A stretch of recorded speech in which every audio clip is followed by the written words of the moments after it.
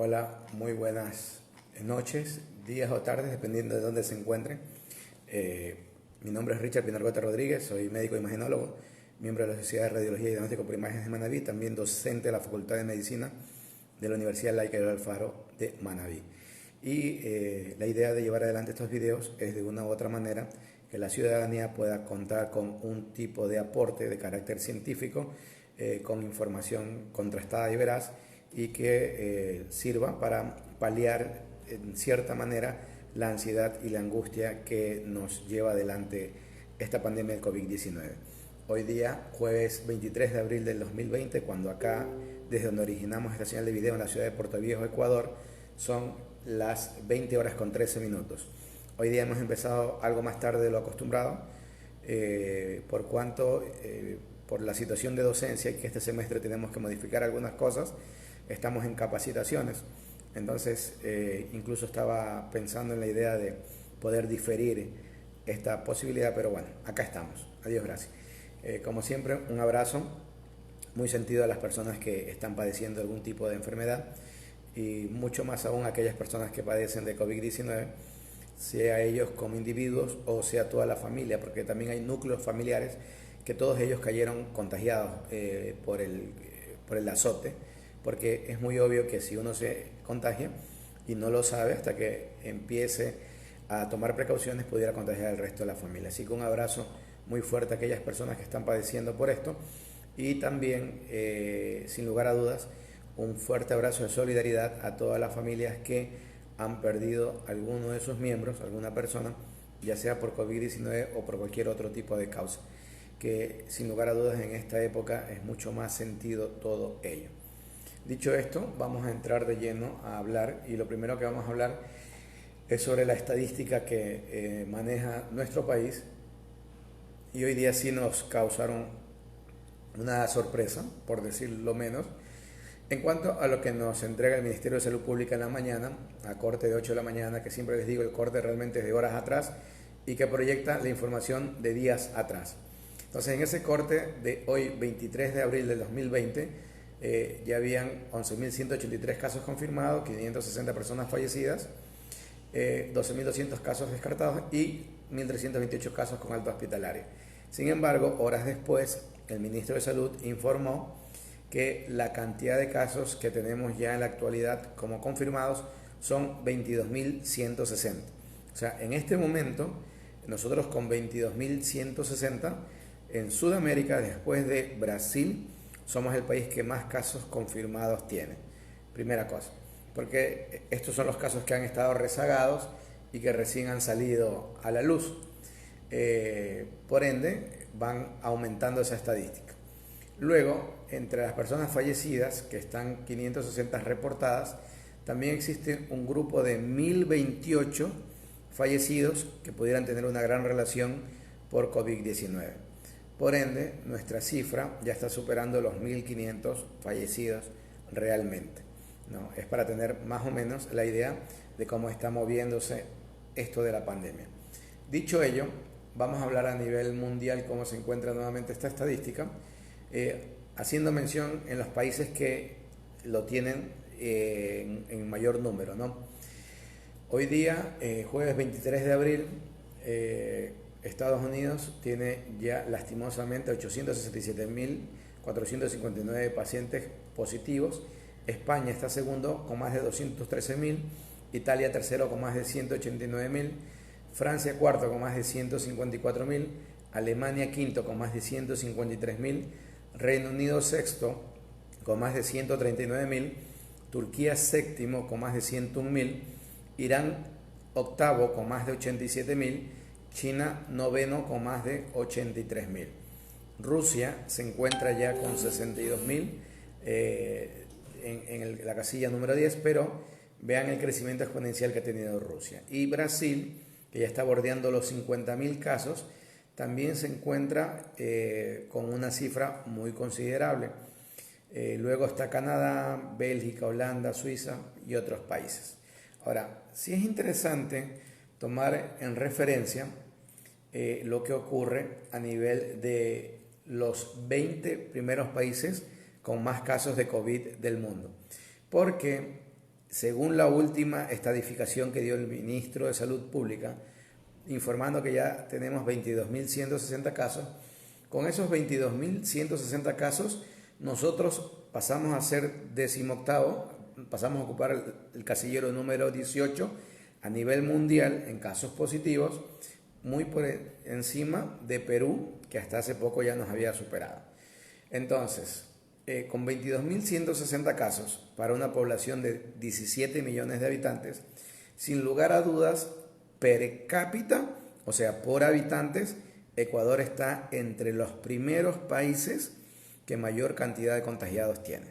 Eso hay que ser claro, hay que ser muy preciso, hay que ser muy evidente y hay que ser también muy obvio de las cosas cómo se fueron dando y por qué hemos llegado a esto.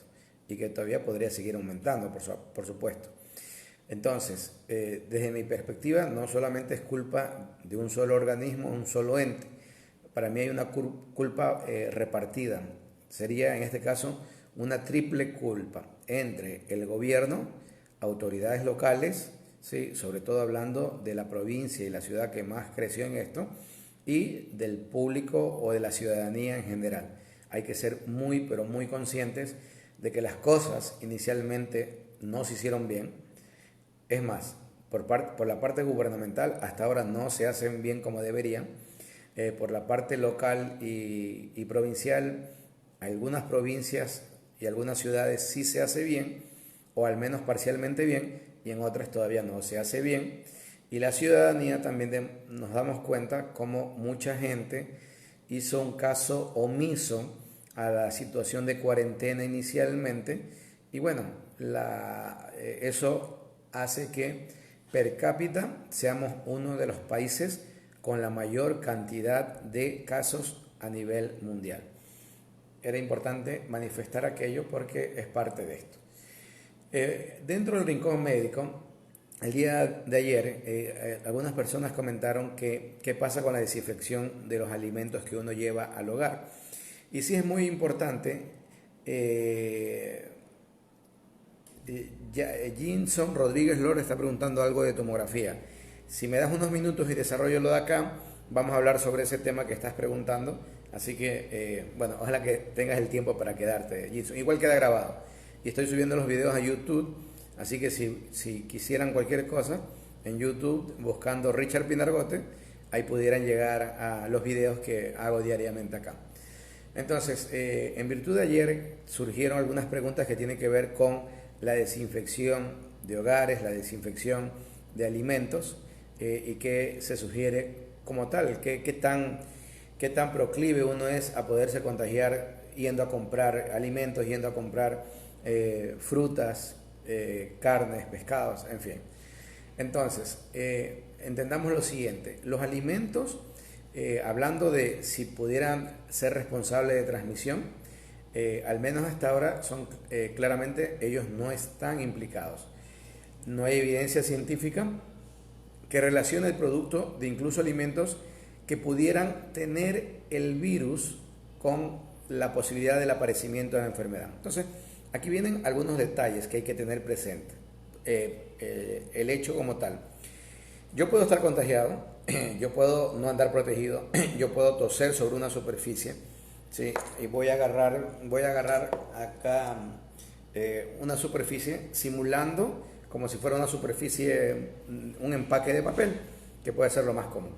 Entonces, yo puedo toser sobre esta superficie, y aquí viene el detalle. Sobre esta superficie que estoy hablando, que es papel, es muy probable que sin hacer mayor cosa, solo por el simple hecho de haber llegado a esta superficie, los virus pudieran ya inactivarse a las 8 horas. ¿Qué significa? Que si yo compro elementos o productos que vienen empacados en elementos de cartón, en general, solo con el hecho de tenerlos del día que lo compro hasta el siguiente día, doy garantía de que se han inactivado los virus como tal. 8 horas más que suficiente para que esa inactivación ocurra, ¿sí? Segundo también, aquí vienen otros detalles interesantes. Si los elementos que yo compro están empaquetados en estructuras plásticas, ¿sí? Esas estructuras plásticas también pueden ser lavadas o puede utilizarse diferentes elementos para limpiarlos. Entonces, aquí es interesante porque uno de los elementos más sensibles, que es el virus, se trata de la lejía, el hipoclorito de sodio, ¿sí? Entonces, la lejía, el hipoclorito de sodio, el Clórex normal, ¿sí?, que yo compro y que es significativamente más barato que otros productos, yo con hacer una concentración de 0.1%, ¿sí?, es más que suficiente. ¿Qué significa? Que si voy a procesar alimentos para limpiar en su empaque, ¿sí?, teniendo en un litro de agua, ¿sí?, para limpiar estos productos, ¿sí?, la concentración de media cucharadita pequeña, con eso más que suficiente. Ojo, que no puedo manipular esa agua directamente con las manos, porque el producto es muy lesivo para la piel. Tengo que utilizar guantes por si acaso, ¿sí? Entonces, incluso utilizando algún trapito, tengo que utilizar guantes. Con esa preparación yo puedo agarrar y por los empaques puedo limpiar con ese tipo de productos. Venden también otra serie de productos muy frecuentes que ya vienen la concentración como tal. Entonces van a haber productos que dicen para desinfección de alimentos y desinfección de empaques. Entonces ellos mismos les enseñan con cuántas gotas en un litro de agua deben de colocar y listo, se procede ahí. Si no tienen agua, si no tienen lejía, también otra cosa que se puede utilizar es agua oxigenada. Entonces, el agua oxigenada en una concentración de 0.5% en relación a lo que lo utilicen, o sea, en el caso de agua, administrando una cucharada de agua oxigenada, eso también puede servir para limpiar. Y de ahí tengo concentraciones de base alcohólica que superen el 70%, que también podrían servirme para limpiar el empaque. Ahora alguien se podrá preguntar, doctor, limpio el empaque, pero eso podría ser corrosivo o lo que sea. Luego de la limpieza del empaque podría pasarse con agua común y luego proceder al depósito de esto. Ahora, si son alimentos como verduras, por ejemplo, ¿sí?, las verduras también se pueden limpiar con agua con lejía, pero en ese caso el agua con lejía, o sea, al litro de agua, solo le coloco una o máximo 2 gotitas de lejía. Entonces, en esa solución que se transforma, ojo, no puedo utilizar el agua porque lesiona a la parte dérmica.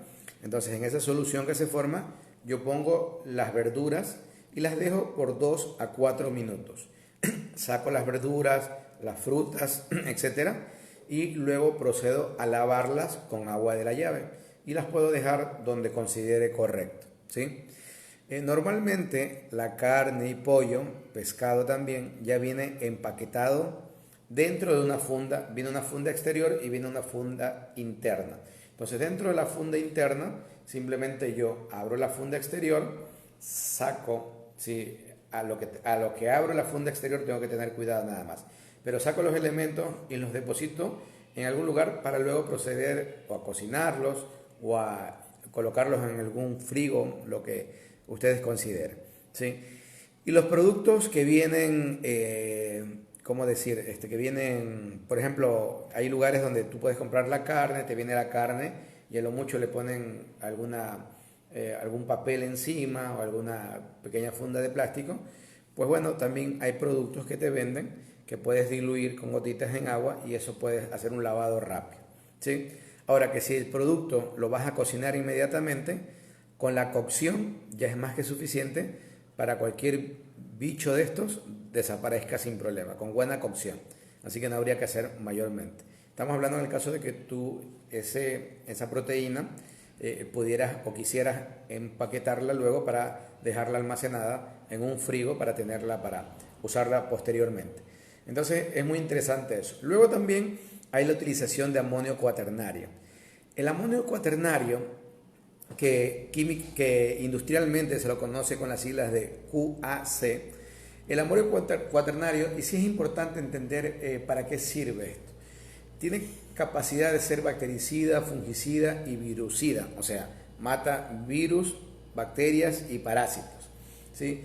Actúa penetrando y rompiendo la membrana citoplasmática, degrada proteínas y ácidos nucleicos y finalmente provoca la lisis celular y confiere excelentes propiedades frente a todo tipo de microorganismos.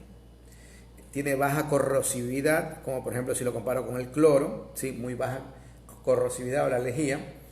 No atacan la mayoría de superficies presentes a nivel industrial e institucional y su manipulación es relativamente segura comparada con la de otros principios desinfectantes, siempre usando las medidas de protección pertinentes. La efectividad, incluso en presencia de materia orgánica, especialmente en el caso de las últimas generaciones de amonios cuaternarios, es muy precisa. Tiene un poder residual, su característica físico-química hacen que, en caso de no ser aclarado, se mantenga sobre la superficie y se conserve durante tiempo su eficiente desinfección. Entonces, en teoría, el amonio cuaternario tendría una interesante propuesta. Pero, ¿qué inconvenientes puede tener esto de acá? Primero, incompatibilidad con tensioactivos aniónicos que dificultan su formulación conjunta con algunos detergentes. O sea, no se lleva bien con los detergentes, cosa interesante. Baja efectividad frente a microorganismos formadores de esporas, siendo considerados compuestos esporostáticos más que esporocidas. Esporostáticos significan que congela al germen, en este caso la espora, ¿sí? Pero no lo aniquila. Entonces, en ese caso no serían efectivos. Dificulta, y sí, porque las esporas tienen una pared muy fuerte, una pared de su estructura muy fuerte y por ende es muy similar a la pared vegetal, que es una pared. Nuestra estructura biológica, nosotros los animales, tenemos una membrana celular. Los vegetales tienen una pared celular. Entonces, las esporas son muy similares y por tanto los amonios cuaternarios no serían efectivos. Pero obviamente que no lo necesito para eliminar esporas, así que, pero está entre los inconvenientes. Dificultad de aplicación en procesos que utilicen bombas y sistemas de recirculación por su tendencia a formar espuma. Eso es un dato interesante, sobre todo en las cabinas que están creando, que envían amonio cuaternario. Su sustantividad de superficie dificulta su aclarado respecto a otros desinfectantes.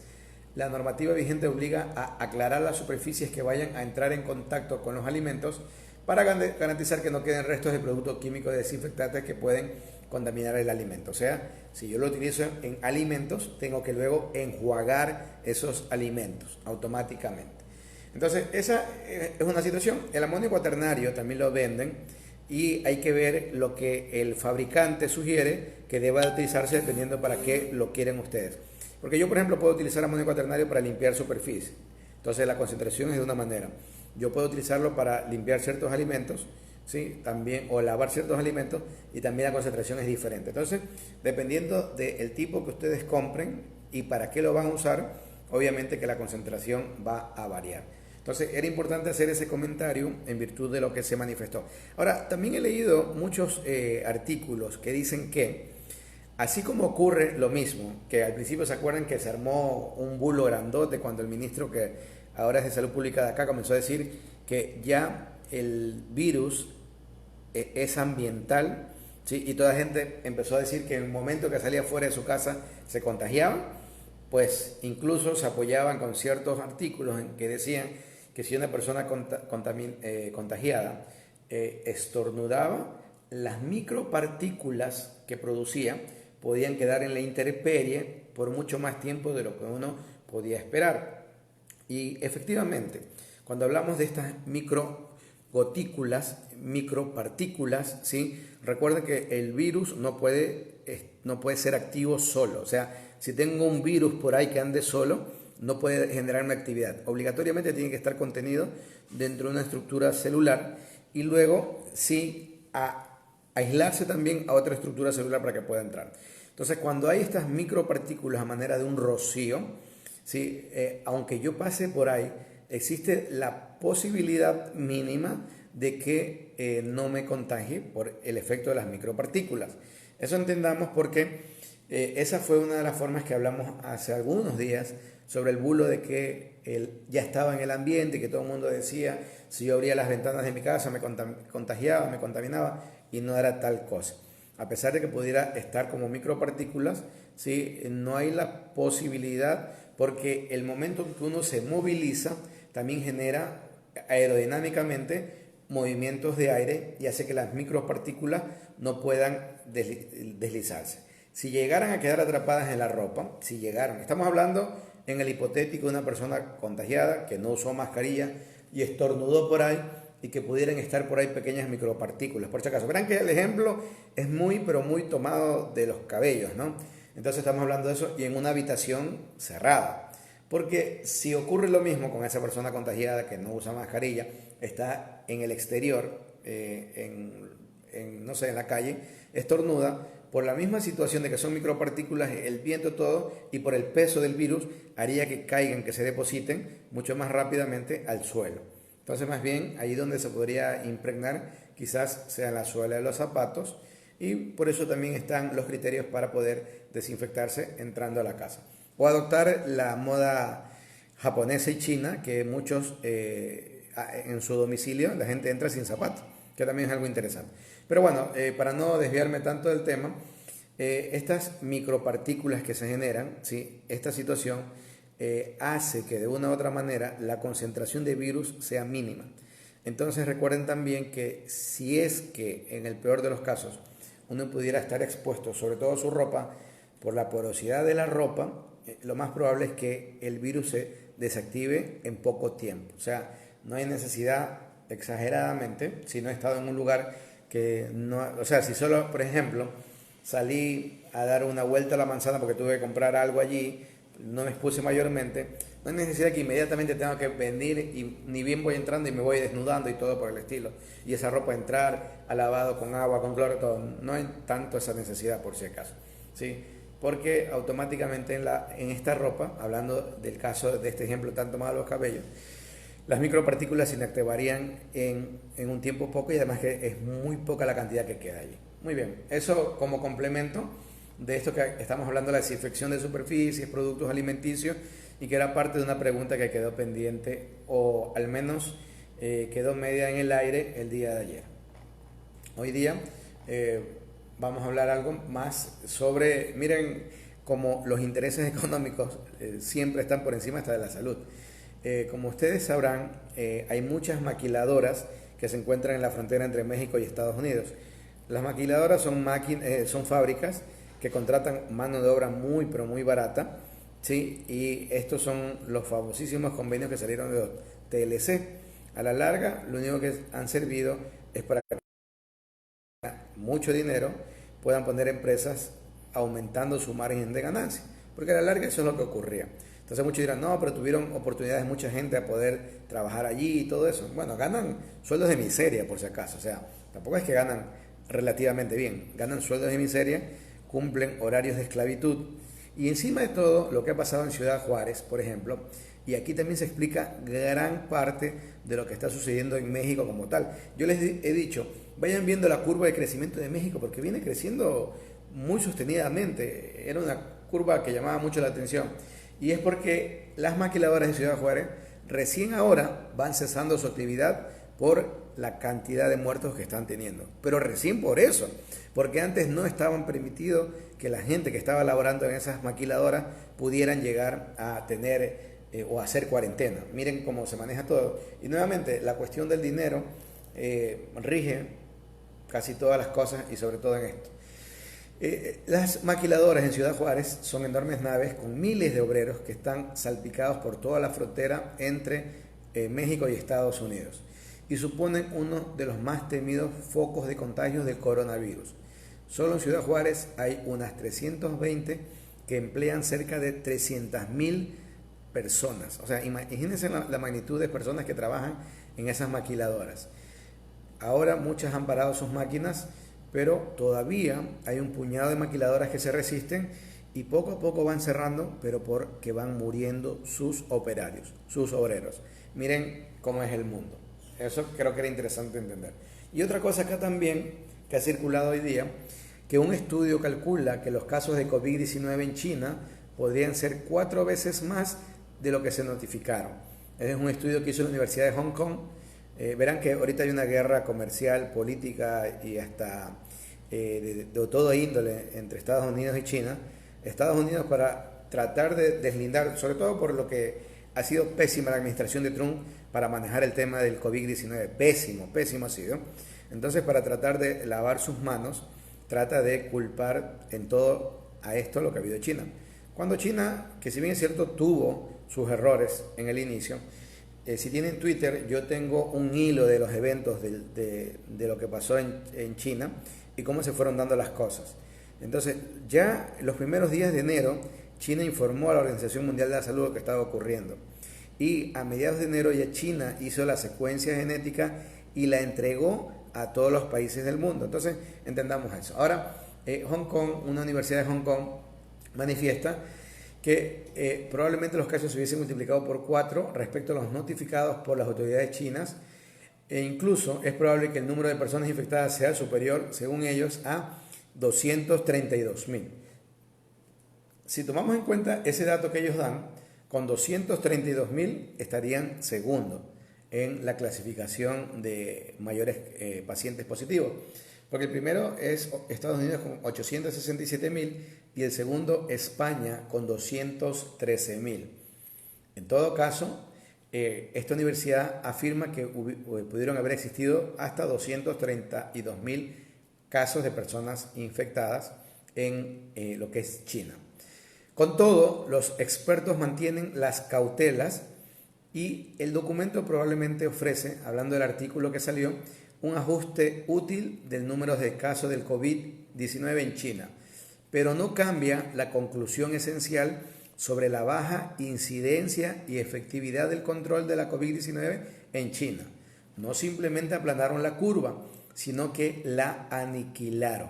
Incluso cuando se multiplica por 4, que no es un ajuste sorprendente o irrazonable, el número de casos y muertes en China per cápita sigue siendo muy bajo en comparación con los países europeos y Estados Unidos. Esto puntualiza Chris Dye de la Universidad de Oxford en el portal de Science Media Center, que es donde sale el artículo originario. Entonces, nuevamente yo les digo, no hay país que pueda tener una fidelidad en cuanto a el número de casos, ¿sí? Porque no realizan las pruebas suficientes, porque son estrategias políticas, porque ellos modifican la forma de categorizar a una persona sea infectada o la forma de incluso de categorizar a una persona que fallece. O sea, hay muchas circunstancias. Sin embargo, pese a todo ello, suponiendo que fueran 232.000 los infectados, para una población de más de 1.200 millones de habitantes, la verdad que per cápita no están nada mal, ¿sí? Porque si tú comparas para una población norteamericana, Estados Unidos, asumiendo que fueran más de, al extremo, que fueran 400 millones, creo que son más de 380, pero que fueran más de 400 millones, para 867.000 casos, ¿sí? Solo el hecho de que tenga 3 veces menos habitantes y de que tenga al menos unas 10 veces más casos, ya sabemos que automáticamente las cifras son muy, pero muy diferentes. Muy bien. También hay otro llamado de atención de la ONU, y eso va para África y para América Latina. La ONU advierte que la pandemia se empieza a convertir en una crisis de derechos humanos y probablemente en una crisis sanitaria. Y nosotros somos muy claros en entender por qué hace esa advertencia. Muy bien. Voy a entrar a la parte de bulos, ¿sí? Y entre aquellos bulos están uno que nuevamente insiste que probablemente el virus fue hecho en un laboratorio, etcétera, etcétera. Entonces, hoy nuevamente la Organización Mundial de la Salud afirmó este martes que en la etapa actual no es posible determinar con precisión cuál fue la fuente del coronavirus SARS-CoV-2. Pero según Takeshi Kasai, director regional de la OMS para el Pacífico Occidental, todavía es temprano para sacar conclusiones. No obstante, dijo que la evidencia disponible sugiere un origen animal, igual que el epidemiólogo infectólogo que maneja la crisis en Estados Unidos. Por lo tanto, lo más probable es que haya sido un tipo de coronavirus que saltó a otro intermediario, y como el marsupial que habían comentado, y de aquí saltó al humano. Es probable que esa haya sido la vía. Entonces, alguien pasó hoy día a manera de bulo que habían comentado que existen más de... No, voy a leerlo textualmente para no cometer el error en cuanto a la apreciación numérica. que podría estar cometiendo el mismo error que comete el gobierno de Ecuador en cuanto a los casos y todo ello. Entonces, ya para eso tenemos más que suficiente con él. Entonces, según científicos de universidades, manifiestan que existen al menos entre 200 a 300 cepas diferentes como COVID-19. Sin embargo, la variación genética, eso hay que entenderla, no es tan acentuada para considerar que estén dando problemas diferentes. Ahora, lo que sí es real, que coronavirus como tal, ¿sí? Al menos nosotros conocemos y que nos afecten más de 6 o 7. ¿Sí? Así que este es otro más que ya pasó probablemente de origen animal, porque todos han pasado así, ¿eh? Igual ha pasado con lo del SARS, con lo del MERS, saltaron de un origen animal a nosotros, a ser también partícipes nuestros.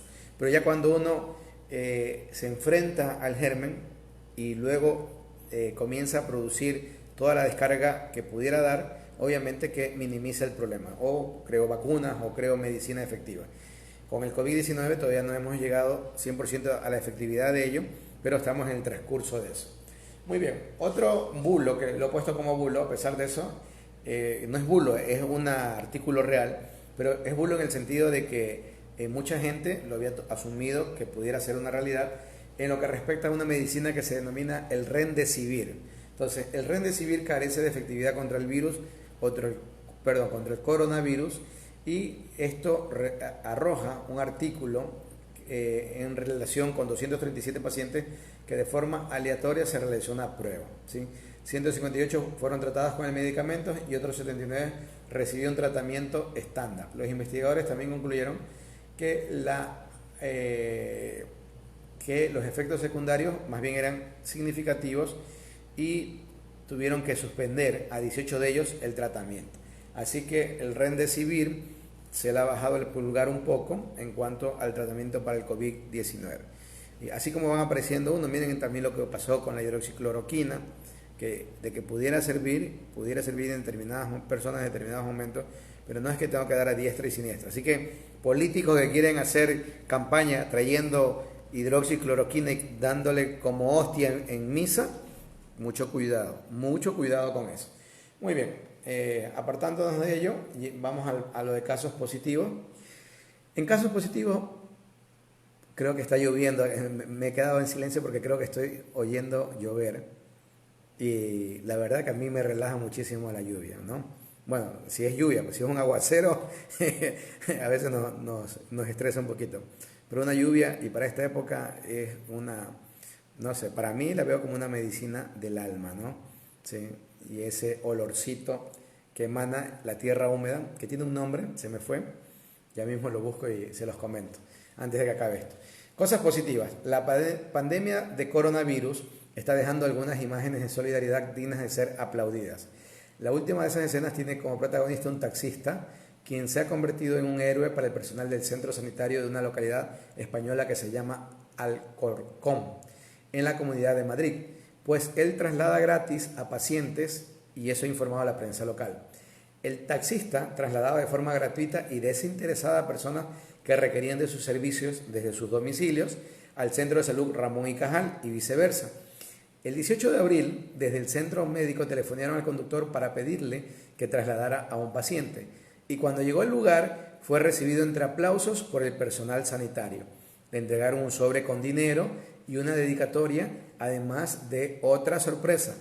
Le dijeron, te regalamos la prueba de COVID que te salió negativa, dijo uno de los médicos. El conductor no pudo contener las lágrimas y agradeció el gesto al personal de salud.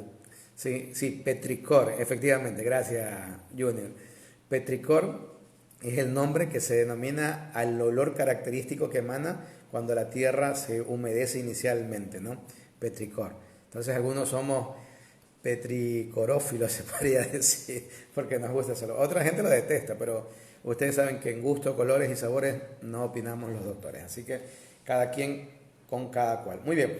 Esto les tenía preparado hoy día. La verdad que tuvo que ser armado muy rápidamente porque ya estaba en otras actividades. Hoy día ha sido un día complicado. La verdad que casi no alcanzo a llegar, pero bueno, aquí estamos, al menos aportando en algo. Y vamos a leer lo que ustedes gentilmente escriben interaccionan, ¿sí? O sugieren, y que creo que de una u otra manera también favorece para que podamos llevar esto, ¿sí?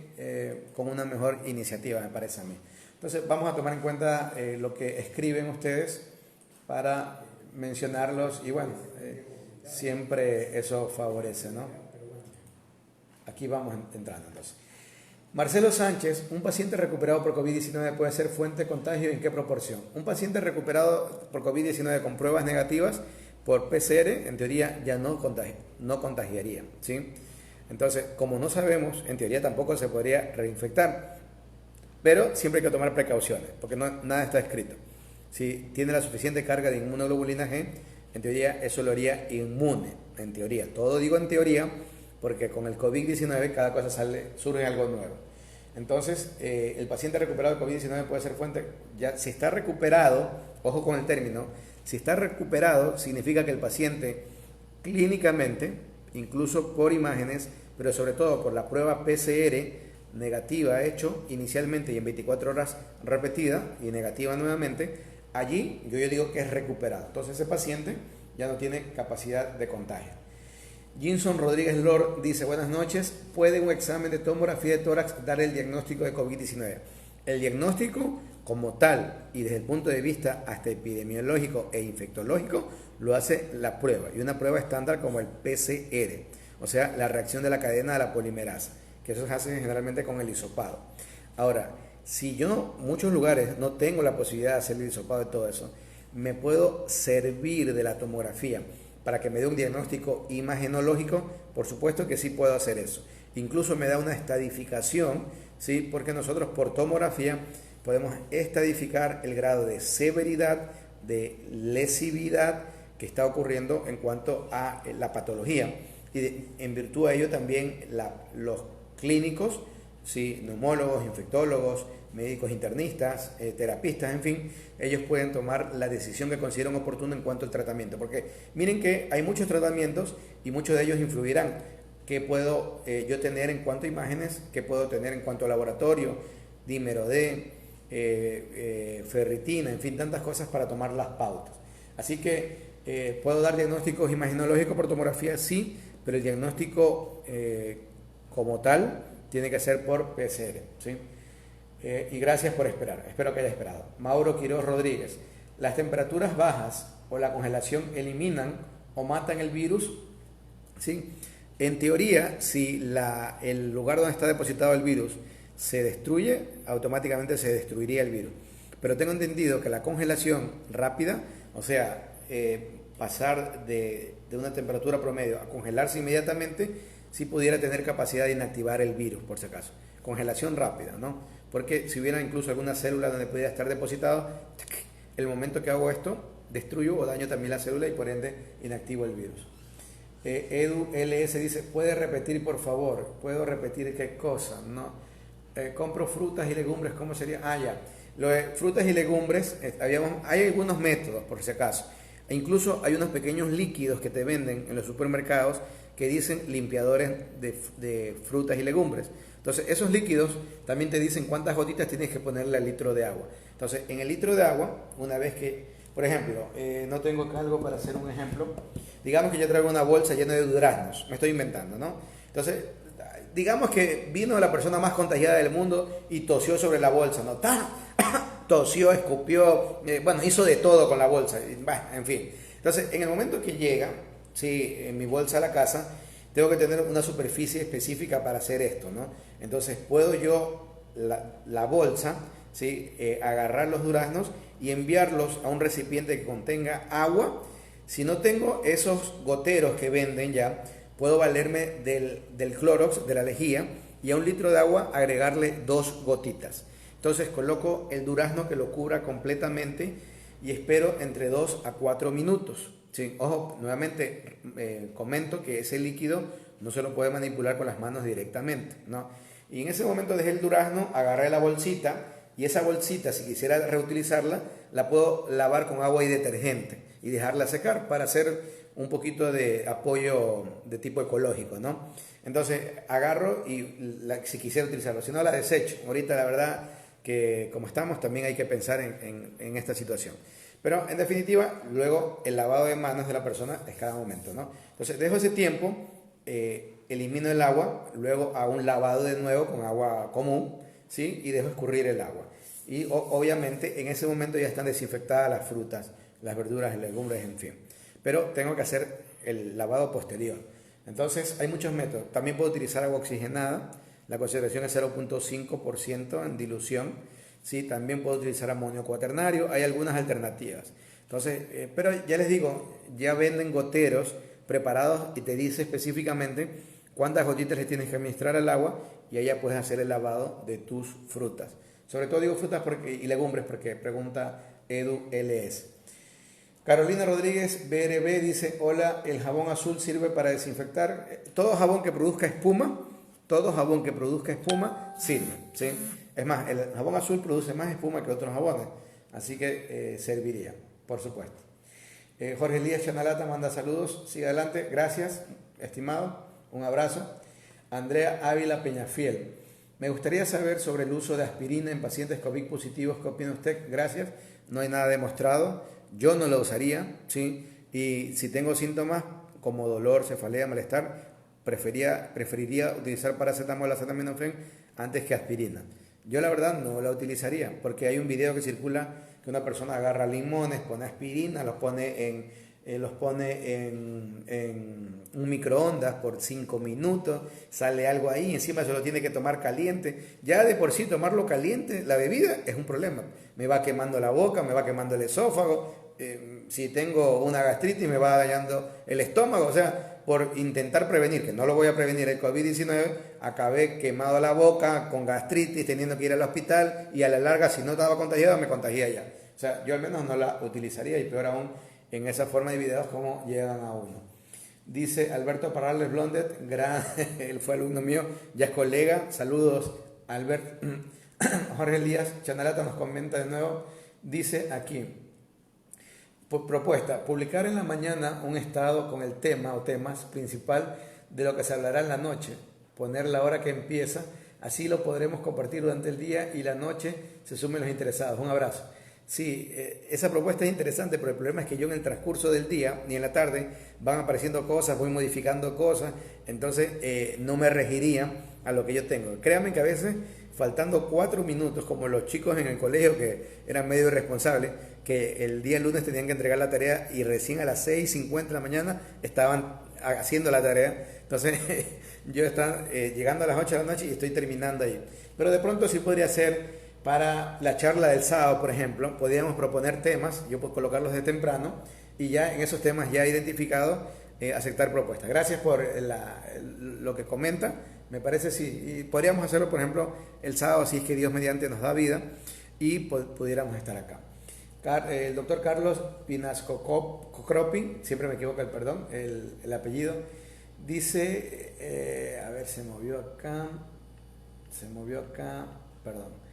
Dice, Doc, envía esa información que usted habló sobre Hong Kong. Ya le paso, Doc, ya le paso en unos minutos.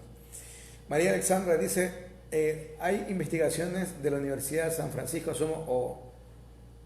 de la USF que dicen que en el Ecuador hay varias cepas de coronavirus. Su opinión al respecto.